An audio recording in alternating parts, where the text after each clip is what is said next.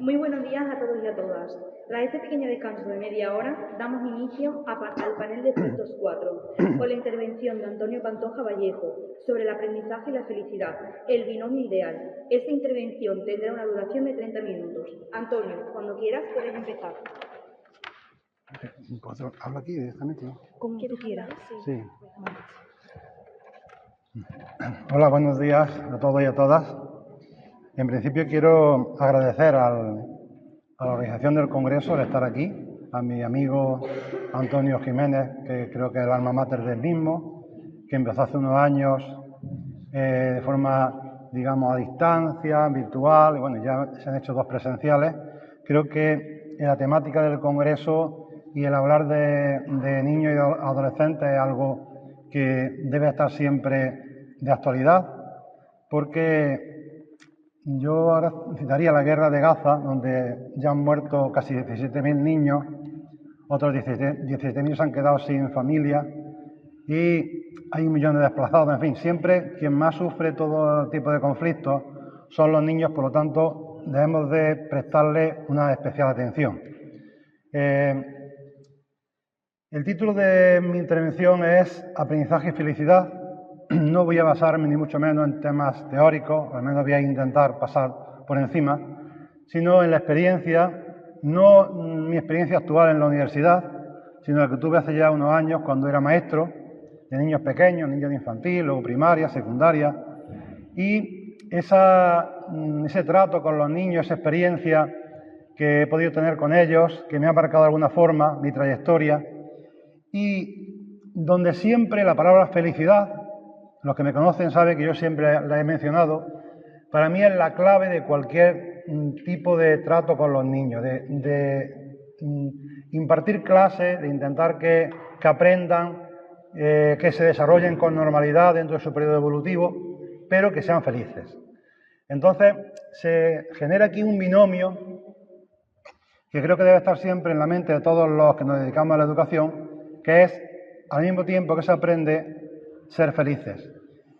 Esto me va a generar, a lo largo de mi charla, que va a ser breve, una serie de interrogantes sobre qué es el concepto de felicidad en un niño, si es algo puntual, si es algo que puede mantenerse en el tiempo, si la felicidad puede vencer temores o puede vencer esos caprichos que se suelen tener cuando uno es pequeño, etc.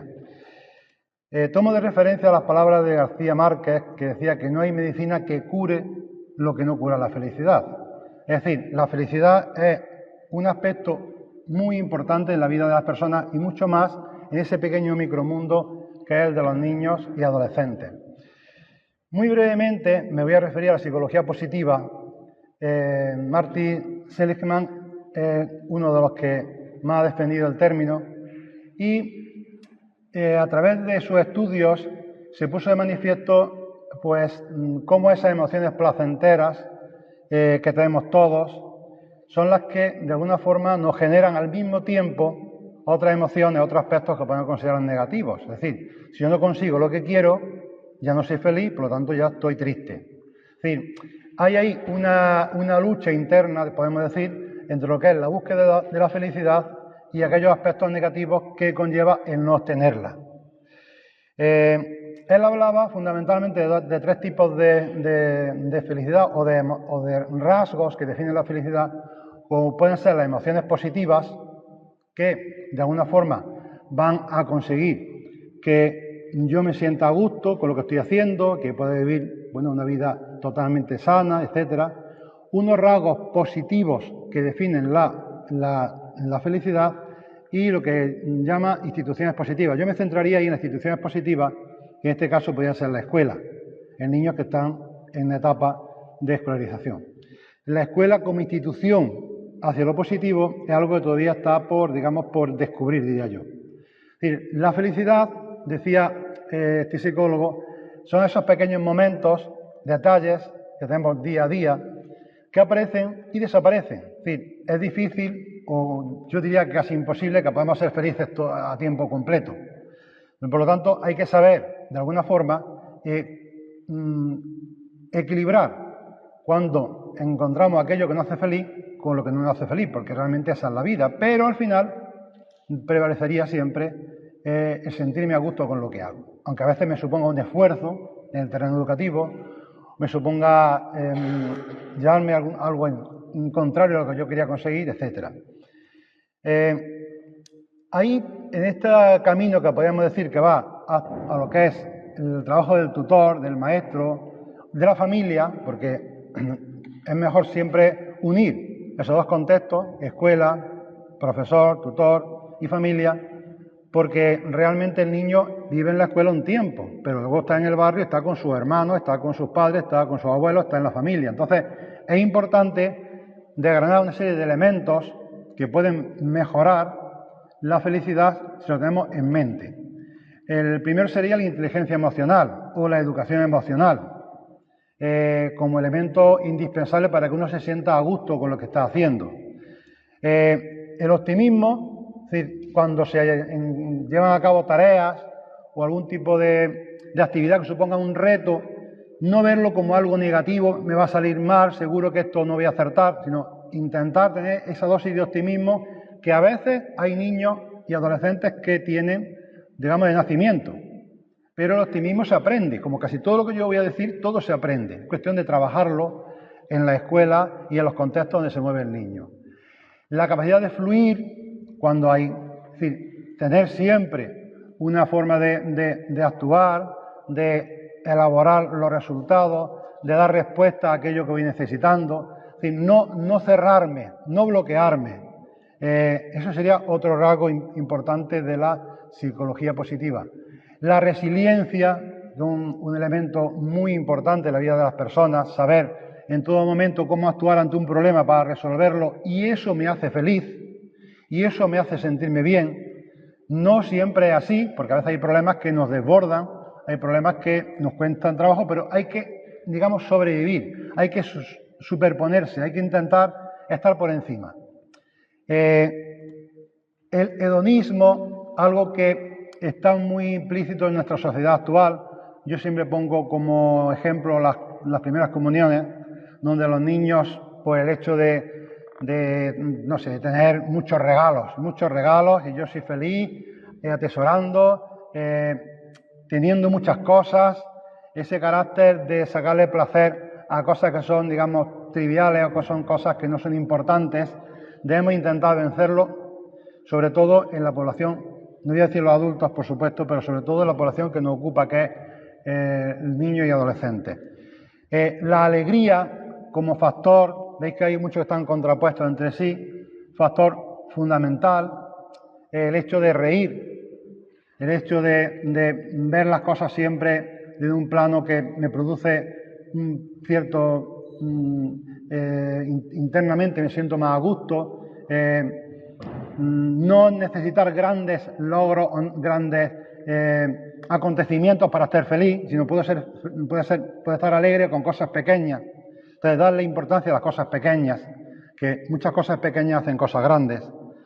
El humor, una característica que nos define, es decir, no podemos estar siempre, no voy a estar siempre alegre, pero tampoco voy a estar triste. Es decir, estar de buen humor significa que veo las cosas de un punto de vista amplio, de un punto de vista que me permite, si surge algo que no me gusta o que no está de acuerdo con lo que yo quiero hacer, puedo vencerlo, estar de buen humor.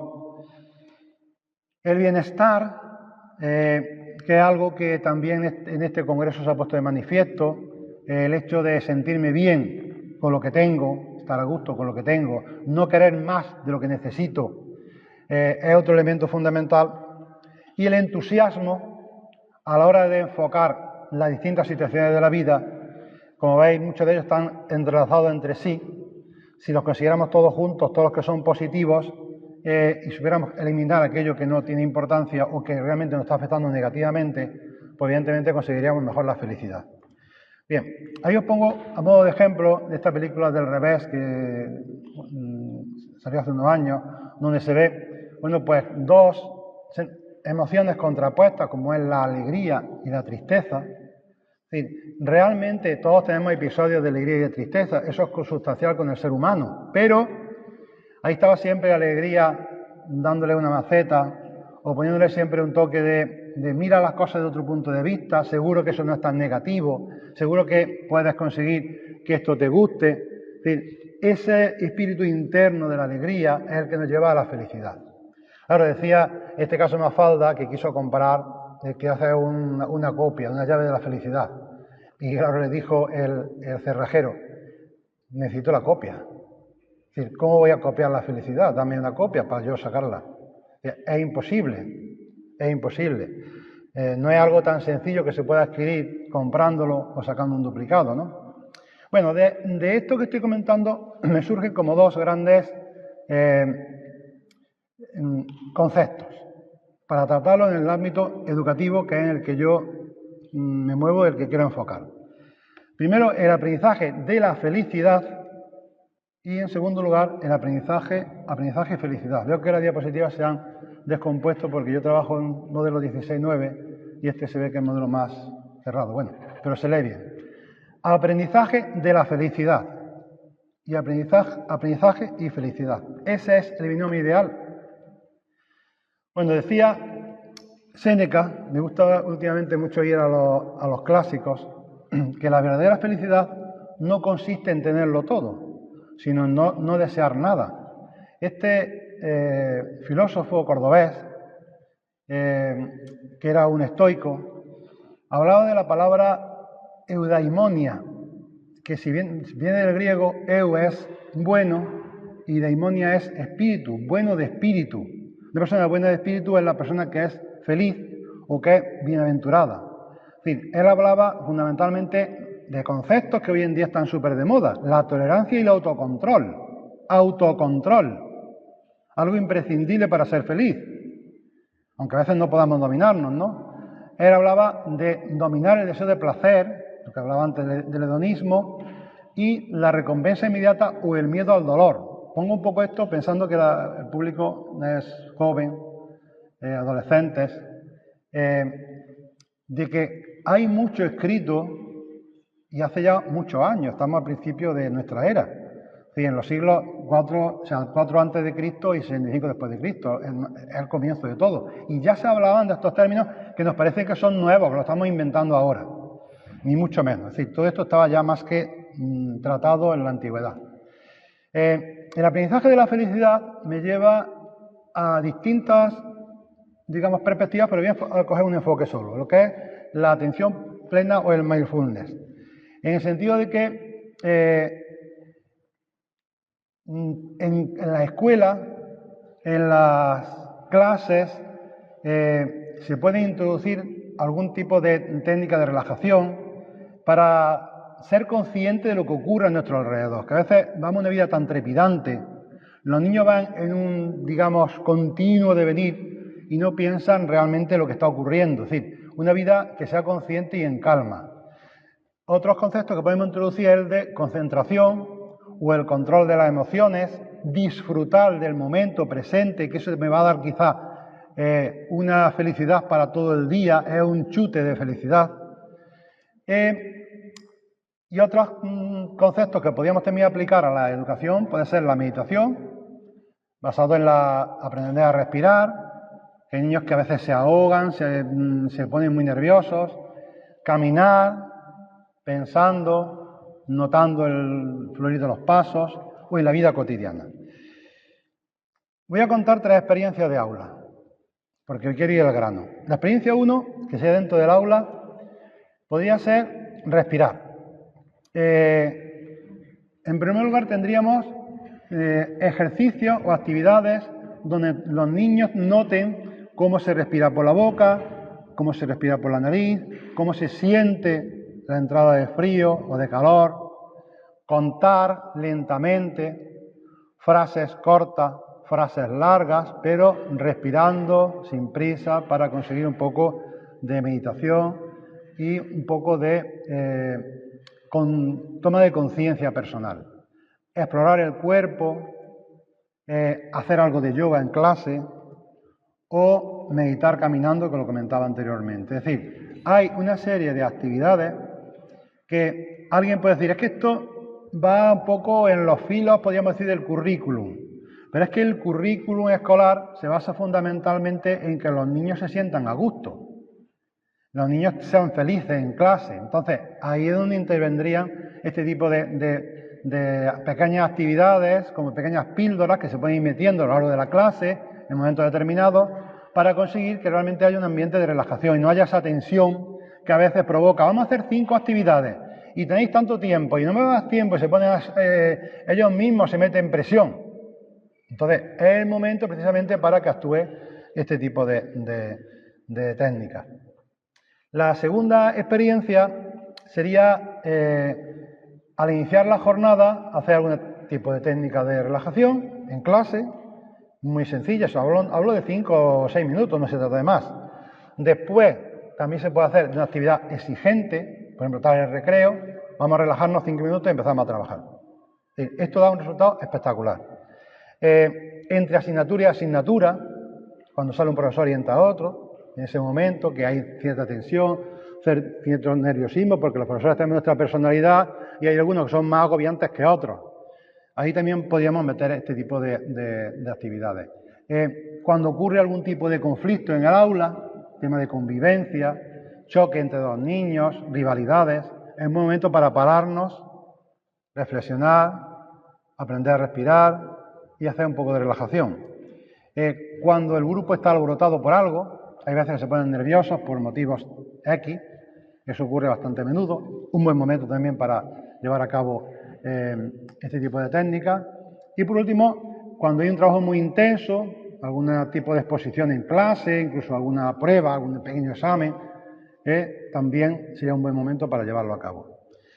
Luego, en el entorno familiar, porque como digo, tenemos que unir siempre el trabajo en el aula con el trabajo en la familia, ahí encontraríamos, bueno, pues con nuestros hijos, saborear algún alimento, chocolate, qué sabe, qué siente, una gominola, una naranja, seleccionar tareas que nos gusten para llevarlas a cabo. Si conocemos bien a nuestros hijos, sabemos exactamente qué es aquello que más les gusta, para poco a poco irle metiendo algunas otras tareas que pueden ser menos digamos, interesantes para ellos, pero que igualmente, con el paso del tiempo, se pueden convertir en algo que sea satisfactorio. Disfrutar alguna fotografía tranquilamente, ver los personajes, las personas, en la ropa. Fíjate que antiguamente los abuelos cómo vestían, no sé. Música. Claro, esto yo lo hablaba con los padres y muchos me decían, bueno, si yo no tengo tiempo de nada, ¿cómo voy a sentarme yo con mi hijo a escuchar música? Bueno, es que son espacios que hay que crearlos. Si queremos realmente que haya una buena convivencia, una buena armonía y que contribuyamos a ese desarrollo integral del niño. Hacer pausa a lo largo del día y contemplar el entorno, salir con nuestro hijo a dar un paseo por el jardín, por la calle, etc. O simplemente sonreír. Te veo muy serio. Vamos a sonreír, contarle algún tipo de anécdota graciosa, algo. Es decir, en el entorno familiar también se puede cultivar, por supuesto, la felicidad. En definitiva, la felicidad se puede aprender conociéndonos mejor a nosotros mismos, no exigirnos más de lo que podemos.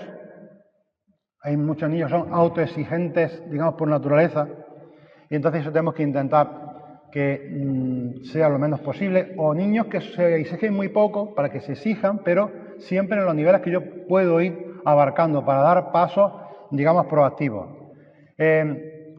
También sería el no querer lo que no tenemos ni podemos tener.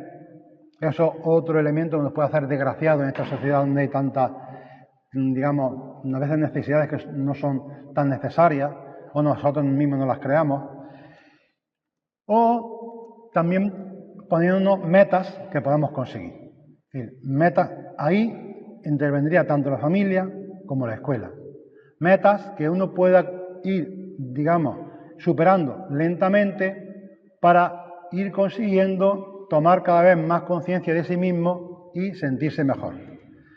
Esto conlleva una serie de vínculos socioafectivos. Por una parte tendríamos lo que es el grupo de amigos de la escuela del barrio, por otra parte tendría la escuela y el tutor y por supuesto la familia. Es decir, sean elementos que unidos en estos sectores, quizás el eje vertebrador sea la escuela, sea el tutor, sea el profesor, el que consiga que poner en marcha procesos que se puedan conseguir lo que estoy diciendo.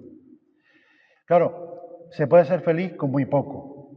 El tema es que queramos siempre más de lo que tenemos y eso nos va a crear una imagen o una idea de infelicidad continua. Porque además, si veo que el compañero tiene 5 cosas y yo tengo 4, yo soy infeliz.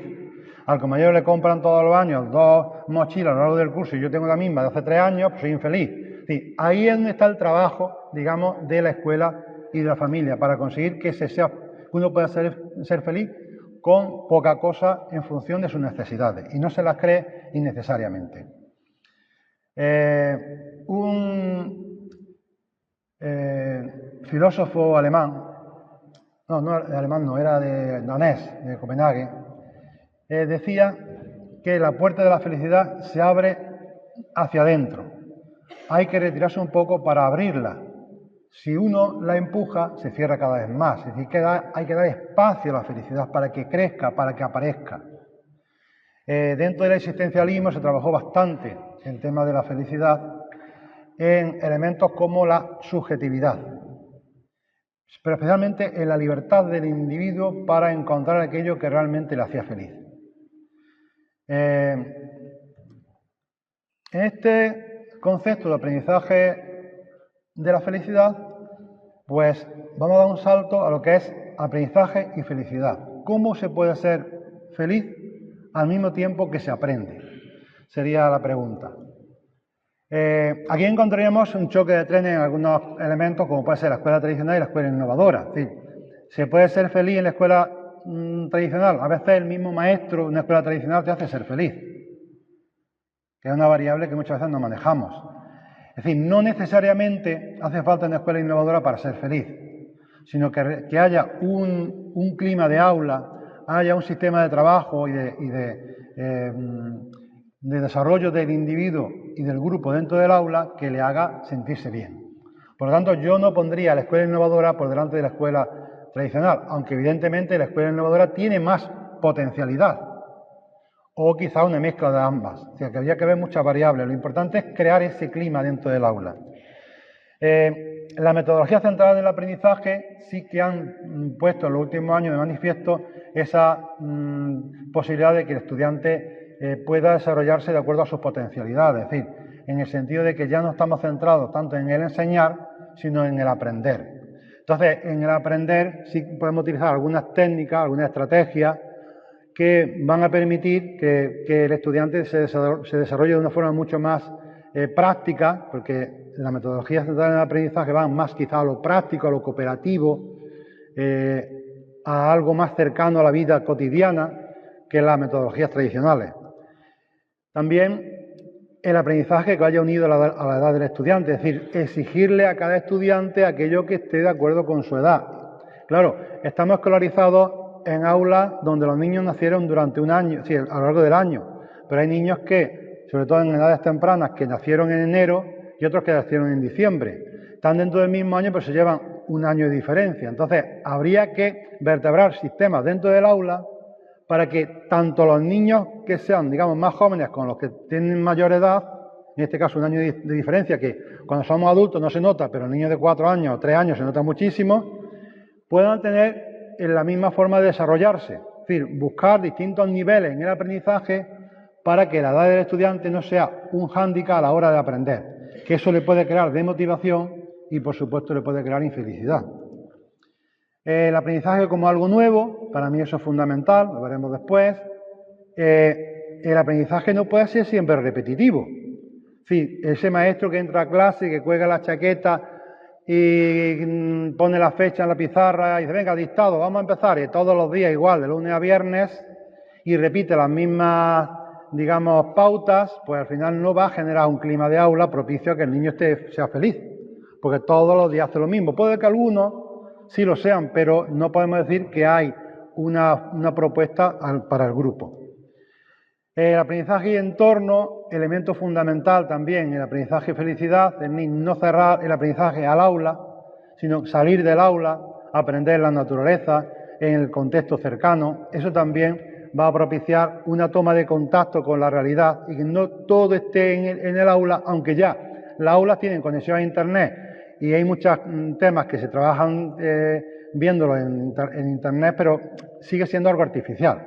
No es igual ver una panadería en Internet que salir al pueblo y visitar la panadería y sobre la panadería desarrollar un proyecto o una serie de actividades del tipo que sea. Es muy diferente. Entonces, conectar el entorno y aprendizaje también es un elemento para mí que estimula la felicidad. Y por último, el aprendizaje y motivación. Claro, la motivación es un constructo difícil de manejar. Es decir, ¿dónde está la motivación? La motivación que el maestro cree, que el profesor cree, o la motivación que el niño tiene. Entonces, ahí se trataría de unir o conocer muy bien a nuestros estudiantes y unir lo que yo pienso con lo que ellos, digamos, manifiestan. Un buen conocimiento del estudiante o de los estudiantes a nivel de grupo y a nivel individual también va a propiciar que lo que se proponga en clase sea más o menos motivador. Vuelvo a lo mismo de antes, voy a hacer dos experiencias de aula y una también con padres. En la experiencia de aula me voy a basar en una experiencia de cuando yo era maestro infantil. Seguro que mi mujer que está aquí en el aula va a recordarlo. Se trataba de devolver el protagonismo al niño. Sí, nosotros desde que empezamos en la escuela, estoy hablando del año 85, hace ya tiempo. Yo creo que Martin Seligman ni siquiera había escrito nada todavía de felicidad, porque su primer libro fue en el 90. Bueno, pues ya aquí nosotros trabajamos como elemento importante el tema de la felicidad. Algunas estrategias que utilizamos, bueno, las preguntas ignorantes. Llegábamos a clase, los niños estaban leyendo, sería primero de primaria. Los niños habían leído, estábamos leyendo un libro, unos más que otros, pero el libro yo como maestro lo leía. Entonces, cuando estaba, bueno, les comentaba, me hacía un poco que no había entendido algún pasaje del libro, que en esto no me enteré muy bien, y los niños se iban metiendo dentro de la dinámica del libro y me respondían las preguntas. Algunos que no habían leído se ponían a leer el libro y al mismo tiempo, al día siguiente me decían, Antonio, pues esto que has comentado lo dice en tal pasaje del libro. Otras veces las preguntas ignorantes eran en el devenir normal de la clase, es decir, estábamos trabajando cualquier temática, porque eran centros de interés que los mismos niños proponían, y entonces yo me hacía un poco, bueno, no sé, la lluvia, vosotros sabéis muy bien por qué llueve.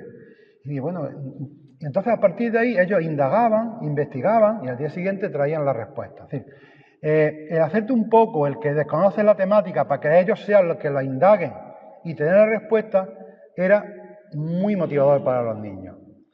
El situar el aprendizaje en la vida, fundamental.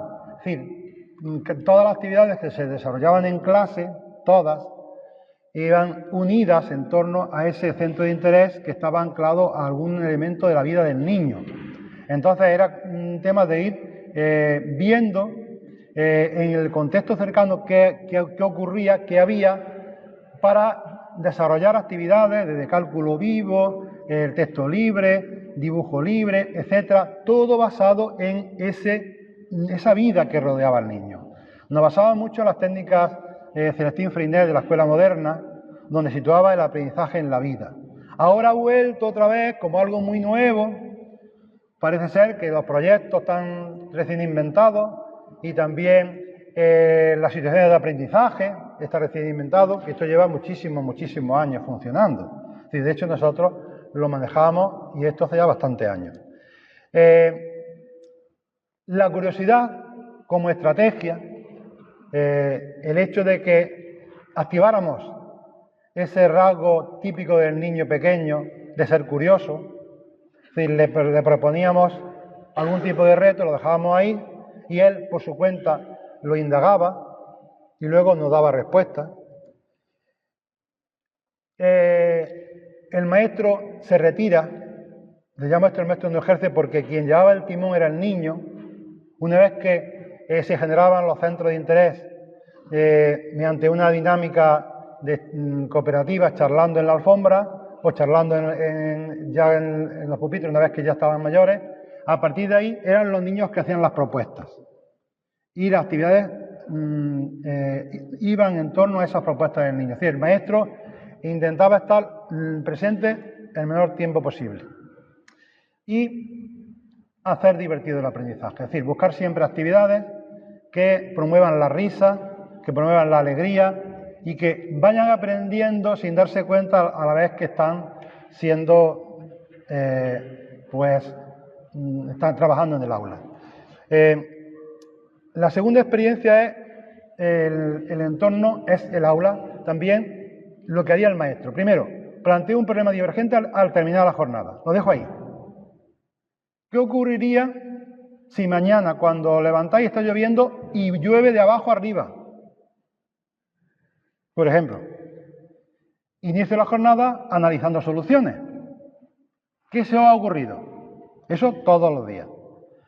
Activar la memoria, la curiosidad mediante retos, lo comentaba anteriormente.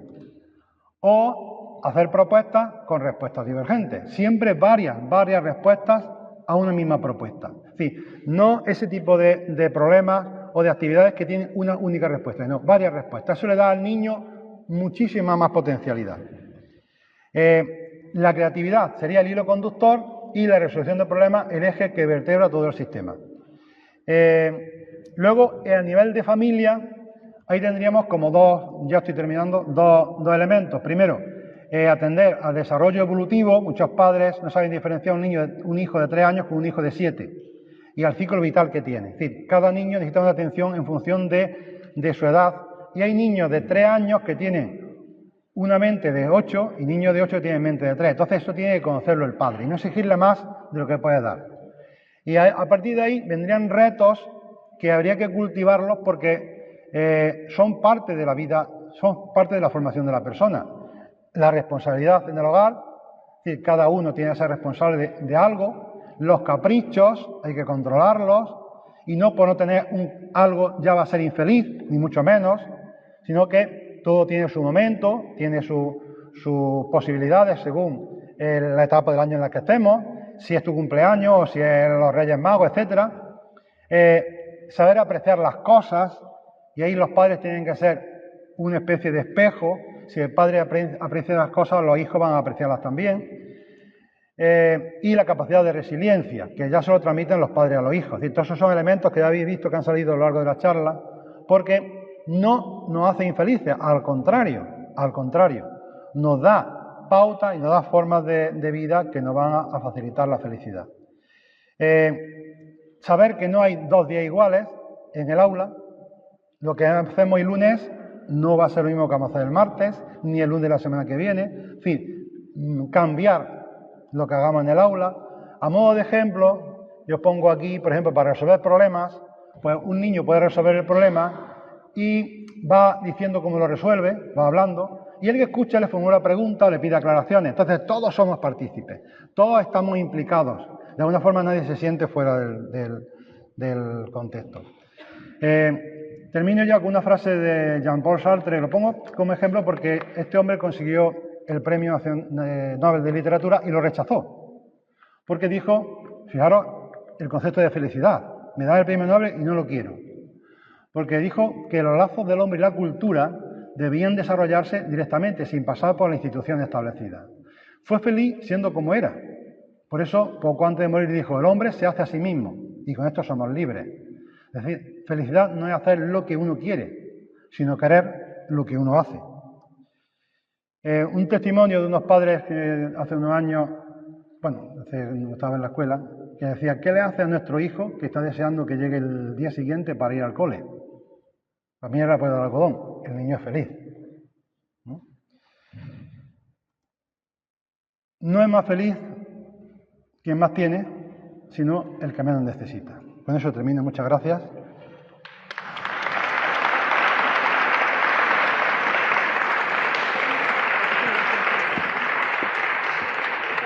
Sí, te puedes sentar como te quieras. Vale. Muchísimas gracias, Antonio. Ahora tenemos lugar a fiscales, un grupo de jóvenes de la Universidad Autónoma del Estado de México. Esta intervención tendrá una duración de 20 minutos o más. Cuando queráis,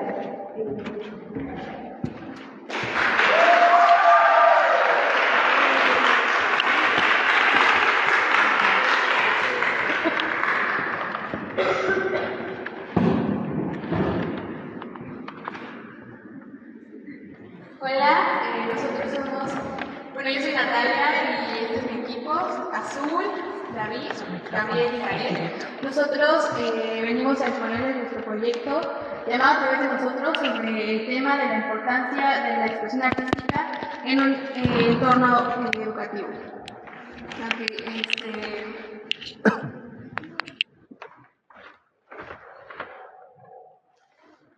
Para lograr este proyecto nos centramos en una serie de objetivos, iniciando con la facilitación a los estudiantes a la manera de expresarse sin miedo a ser juzgados, ya que sabemos que esta es una de las principales razones por las que se nos dificulta expresarnos de una manera adecuada, por la pregunta de qué dirán principalmente.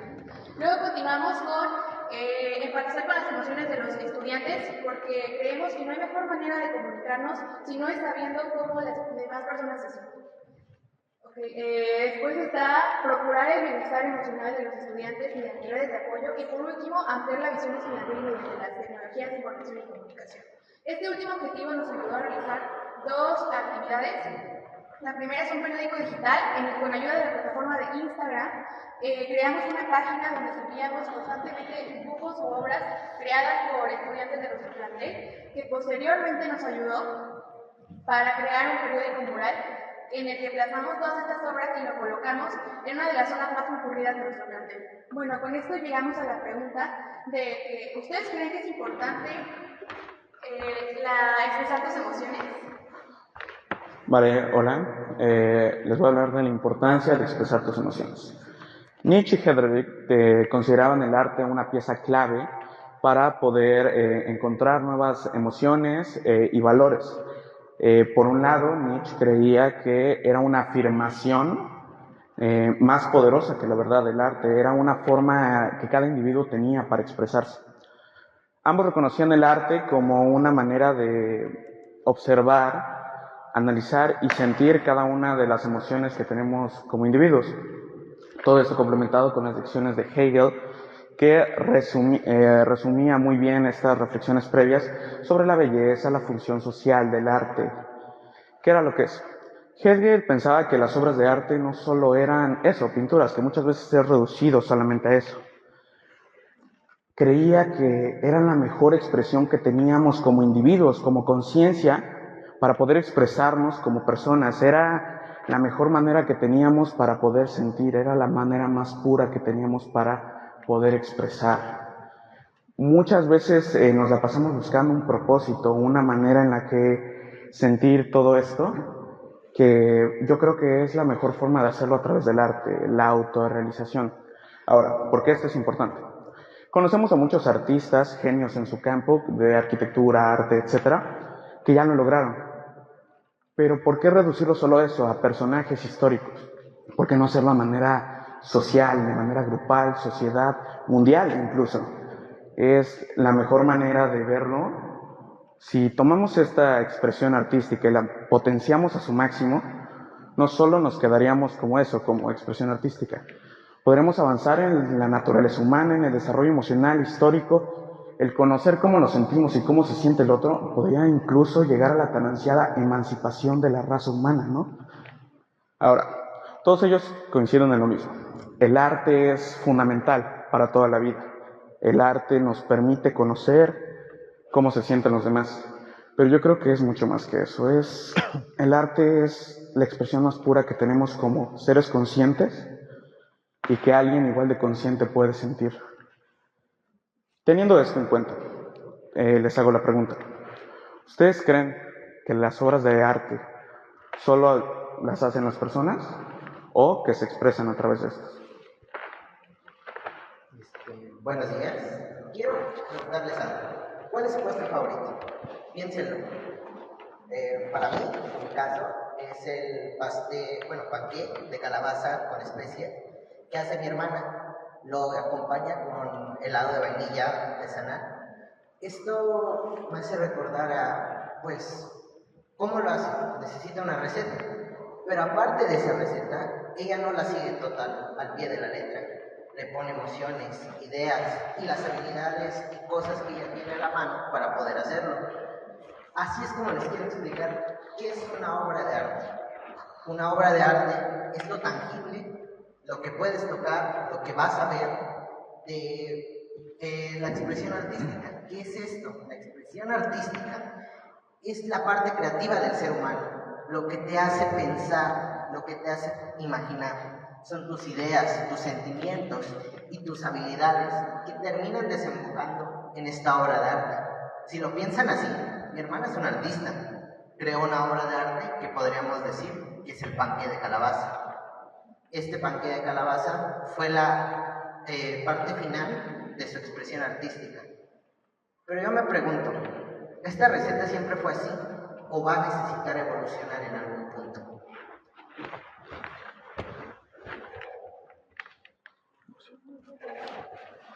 Bueno, para la respuesta de esto les vamos a hablar sobre el desarrollo de la expresión artística moderna. La expresión artística moderna se dio a través del siglo XIX, en el cual varios movimientos, como fue el impresionismo, el cual abrió paso a la subjetividad y también al expresionismo, que reflejaban fuertes emociones como tristeza, enojo, furia, amor y alegría, que son nosotros. Eso es lo que nosotros somos al final como humanos, porque todos lo hemos sentido en algún momento, ya seamos niños, seamos adolescentes, seamos adultos, lo seguimos sintiendo. Esto es lo que ellos reflejaban. De igual manera, estos, junto con el cubismo y el surrealismo, rompieron la regla, el patrón, si se puede decir así. Estos evolucionaron la forma del arte, ya que ya no solo era para embellecer, sino para también poder expresar de una forma más profunda lo que es su vida, ¿ok? Entonces, a lo que nosotros queremos dar con esto es que si bien alrededor de todo este tiempo, desde siempre ha existido el arte, ya puede ser en la época de piedra que se usaban las pinturas rupestres, estas eran para comunicarnos, era una herramienta para comunicarnos y después fue una herramienta para poder embellecer, ya que sí, pues muchos saben que las personas que sentían amor por sus esposas le hacían pues edificios muy grandes, muy enormes.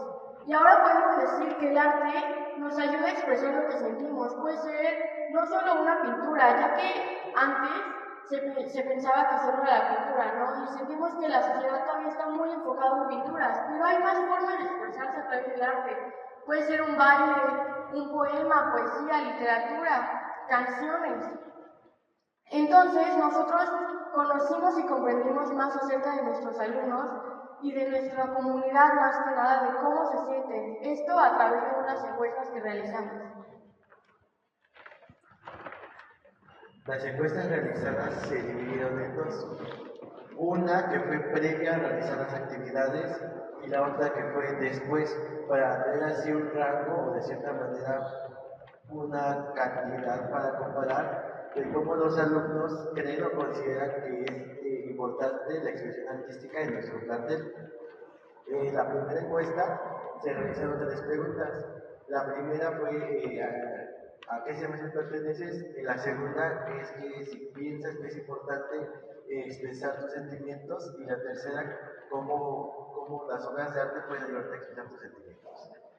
En la segunda encuesta se preguntó lo mismo. Al inicio se preguntó en qué semestre estaban y después la segunda pregunta fue si crees que esta actividad te ayudó a expresar tus sentimientos y ayudó al mejoramiento de la convivencia escolar.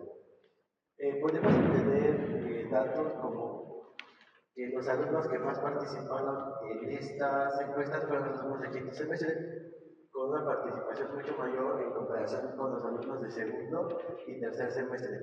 Así como que en gran medida los alumnos se sintieron cómodos al expresar sus emociones y sentimientos por medio de obras artísticas que se nos fueron entregando, no solamente físicamente, sino también por medios digitales, y que ellos se sienten más cómodos al expresarse de esta manera, ya que no dependen de alguien, o sea, no necesitan a alguien que esté detrás de ellos o que les esté diciendo cómo va para expresarse. Eso es algo que ellos interiorizan, algo que ellos salen de la población, de sus emociones, de su imaginación, y lo expresan de formas muy diferentes y muy complejas. Algo que para nosotros puede ser muy simple o muy complejo, para ellos representa una parte de sí mismos, una parte que es individual y que cada uno de ellos considera que es muy importante. Para finalizar, queremos decir que esto nos tomó bastante tiempo y también nos ayudó mucho a comprender cómo es que los adolescentes a veces se llegan a enfrascar un poco o no logran expresar sus emociones y sentimientos como ellos quisieran, debido a cuestiones externas de ellos. Puede ser principalmente a la escuela o las tareas que se tienen sobre los adultos, hacia ellos que tienen que estar haciendo actividades escolares o que normalmente no les da tiempo ya después de la escuela. Otra es que tienen, como decía mi compañera Natalia, tienen miedo a ser juzgados por lo que son o juzgados a cómo se expresan, y otras simplemente porque no les interesa estas emociones, porque a veces solamente quieren descansar o ser ellos mismos y no encuentran un espacio seguro para hacerlo.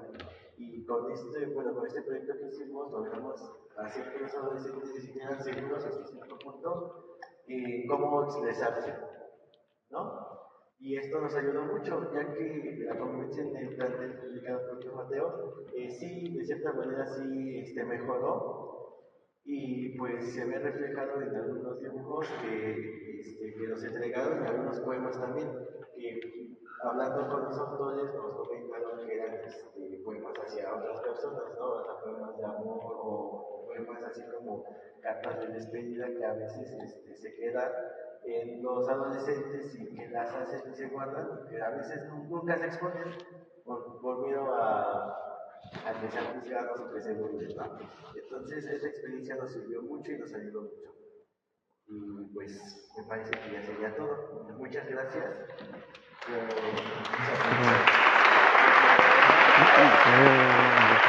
Gracias.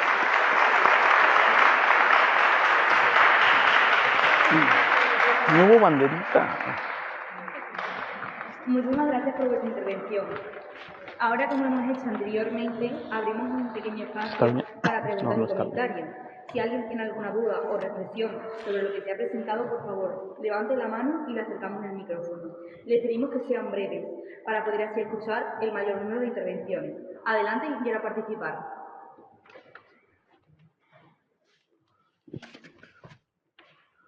¿Por qué, Gabo?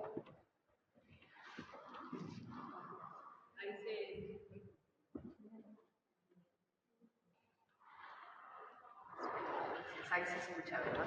Gracias. Bueno, primero felicitarlos, de verdad, el trabajo que han hecho, cómo han contagiado literalmente a su preparatoria para que en el plantel, que es un plantel de miles de alumnos además, pues ustedes recibieran todas las pinturas, los poemas de sus compañeros, abrir ese espacio que sin duda es un espacio de paz, ¿sí? Es un espacio en la escuela que ha promovido expresar el sentimiento y expresar lo que para ustedes como alumnos es importante.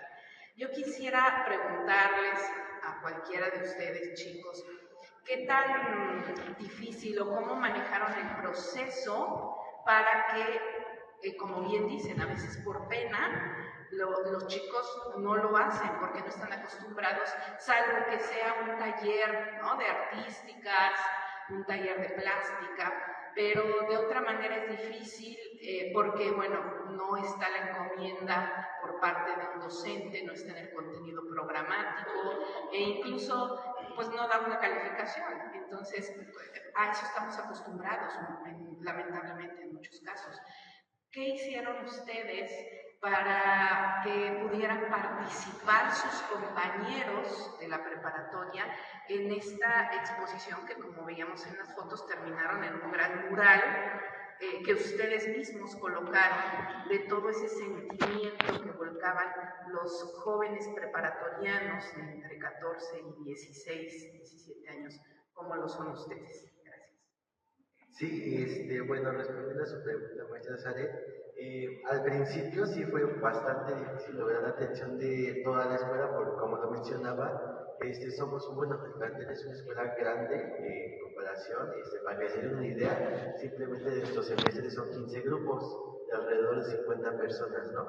Entonces, en toda la escuela son alrededor del turno matutino 3,000 y pico de personas, entonces es muy difícil lograr, somos muy poquitos en el equipo, lograr una cobertura amplia, ¿no?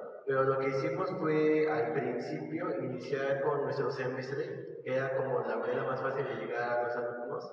Iniciamos con los jefes de grupo, así como con diversos carteles que fuimos colocando en mamparas. Bueno, que no nos pusimos ahí, pero sí fuimos colocando carteles llamativos, pues, aunque sea para que al inicio se empezara como a notar nuestra presencia, ¿no? Posteriormente, ya cuando empezamos como a ver que sí nos empezaban a llegar trabajos, pero que a veces no, ¿cómo decirlo?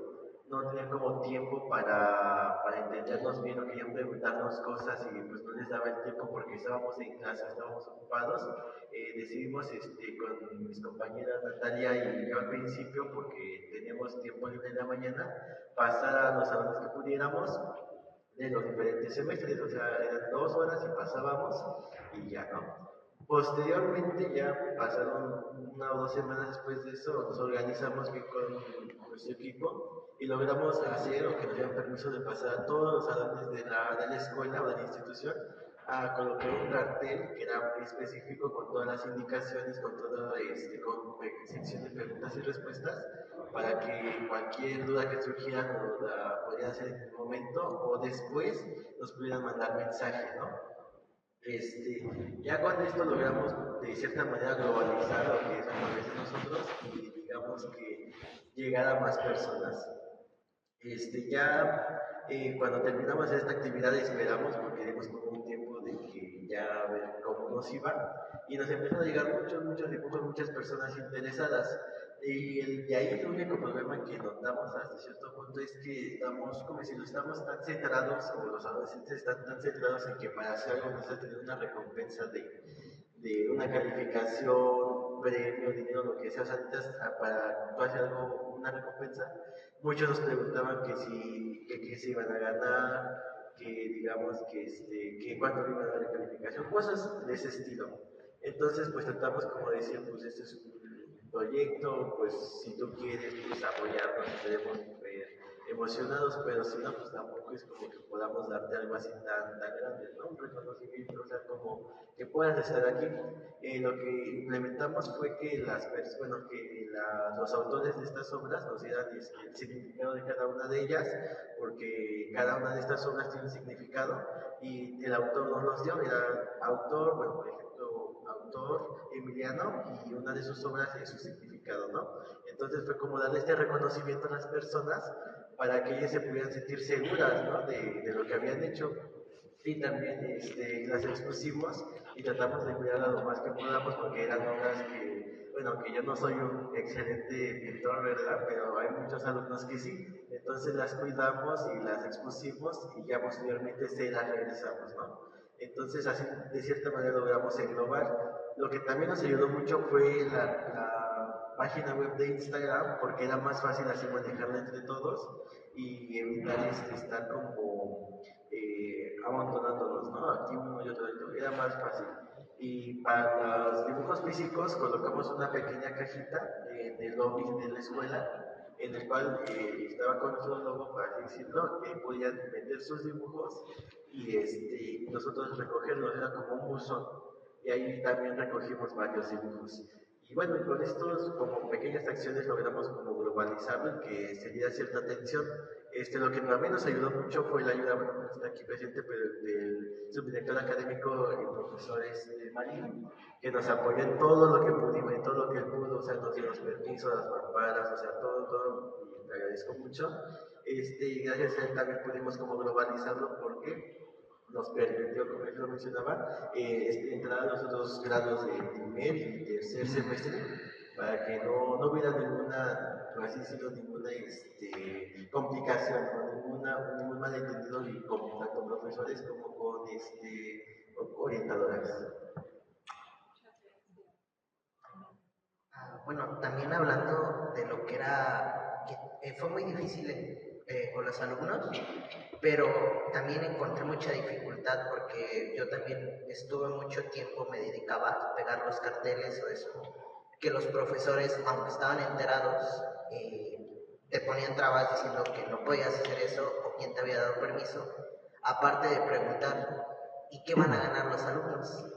O sea, desde ahí también me puse a pensar, qué es lo que les están enseñando los profesores a sus alumnos, si desde ellos están diciendo qué es lo que van a ganar, en vez de ver que es una forma de expresarse. ¿Otra pregunta? Buenos días. Bueno, muchas felicidades y gracias por ambas ponencias. Yo quería hacer una pregunta al profesor Pantoja. Quería preguntarle si usted piensa que las redes sociales están contribuyendo en este aprendizaje de la felicidad o si podrían contribuir de alguna manera. Gracias. Pues, a ver, desde mi punto de vista, las redes sociales tienen como una doble perspectiva. Depende, si me preguntas por las redes sociales que usan los estudiantes en su tiempo libre, pues esas redes sociales que a veces pueden revertirse dentro del proceso de enseñanza-aprendizaje.